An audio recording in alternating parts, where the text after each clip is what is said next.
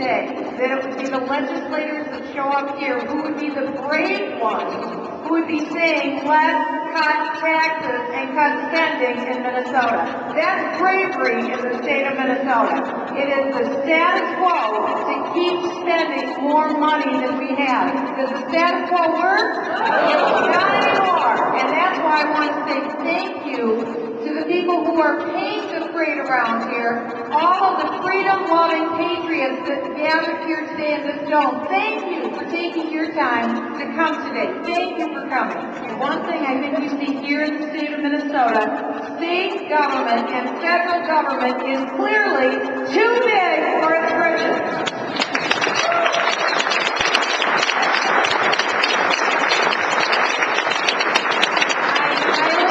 Governor Pawlenty, I highly commend State Senator Koch, and I highly commend Representative Paul Cole for their bravery in bringing forth this common sense spending accountability amendment. Remember, all this amendment does is put the question before the people of Minnesota. Do you think that we should limit state spending to the money that comes in? What do you think about them apples? That's a pretty good question, don't you think?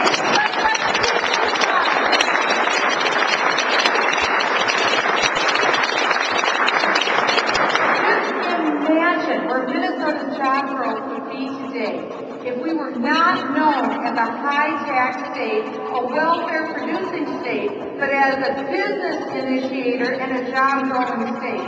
I'm a former federal tax litigation attorney. That's what I did for a living here in St. Paul, down at the federal tax court. And my husband and I have also been privileged to create 50 jobs here in the state of Minnesota. We're not a big deal, but we're like a lot of average small businesses in Minnesota, figuring out day after day how to fight the bureaucracy and how to keep a profit going and keeping people employed in our small business. And I commend the brilliance and innovation of every small business owner in this state who has managed to create and overcome the hurdles of high taxation, high regulatory burden, to imagine that actually turn a profit in the state of Minnesota. Think about this. Government has more of our money today than at any time in our history.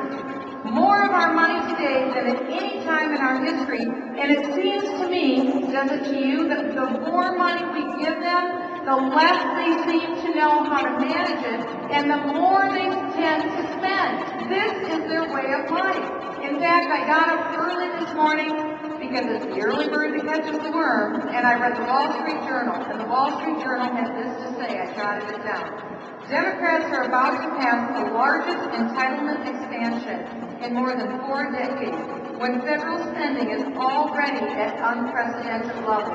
And I would add this. It will be the largest middle-class tax increase in history when we can least afford that tax increase. And our government is spending too much, taxing too much, regulating too much, and almost every week I either meet with or speak to Minnesota job creators or their employees. Every week, either in my office or on the phone or back there when I come every week to my district, whether it's in St. Cloud, in Annandale, Forest Lake, Blaine, Woodbury, I speak to the people that make this world great and make this country run. Just like George Bailey says on It's a Wonderful Life, he says, these are the people that do the living and the dying and the working in this town. Those are the people that I talk with every week. And you know what I've been hearing for years since I was a successful state senator. The successful businessmen and businesswomen tell me this.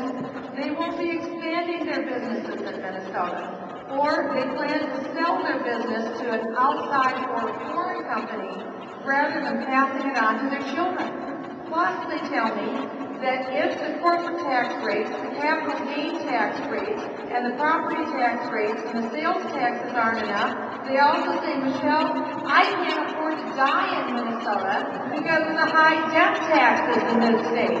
And so they sell their business, they move their residency, and they get out before the Grim Reaper comes to call them home. Because remember, it's taxpayer-paid government jobs that only exist because someone figured out first how to make a profit in the private sector and then pay tax on that profit. Remember the top 3 employers in Minnesota and who they were back in 1980? They were all private employers. They were 3M. They were Honeywell. They were Superior Univac. As a matter of fact, that's how we moved to Minnesota. My dad got a job as an engineer with Honeywell Corporation back in the 1960s. Today, the top employers in Minnesota, the state of Minnesota, and the federal government. My, how times have changed. We are better than that. We have a better future than that for our kids. And I trust the people of the state of Minnesota, when they go to the ballot box, that they will be thinking about their future, about their children's future, and what will really make Minnesota the finest state to do business going forward. Because after all, the genius, the innovation, productivity, great new ideas, it all resides in the heart and in the minds of the people of this great state. It's the pioneers who came here. It's those people who worked and sacrificed and scrimped and saved so that we can be in this capital today at this time. But our kids won't have that chance if we continue, as Senator Pope and as Representative Cole said, spending at 21% every 2 years. Have your paychecks gone up 21% every 2 years?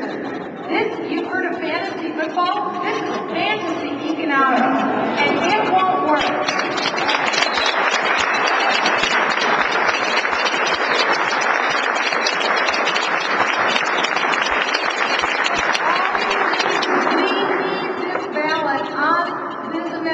Ballot in 2011, and to do this, I need your help. Can I have your help? Number 1, contact your state representative. Now, I think Representative Cole, Senator Polk, and Senator Limmer, and a few of these other guys, I think they're good. But you need to contact your other state representatives, your other senators, and the candidates that are running, and tell them you support this common sense spending accountability amendment. Will you do that? Number 2, I need you to write to your local newspapers and explain why you support this super spending accountability amendment. Will you do that? Then I need you to call talk radio and make your voice heard on this important issue. I know you will all do that. It is truly inspiring to be here today. I will take this message with me when I go back to Washington, D.C. to tell the people there that Minnesota is not the ice-packed, high-tax state that you think we are. There's also a group of freedom fighters here in Minnesota yearning to break free and get back to common sense government. Thank you all for coming.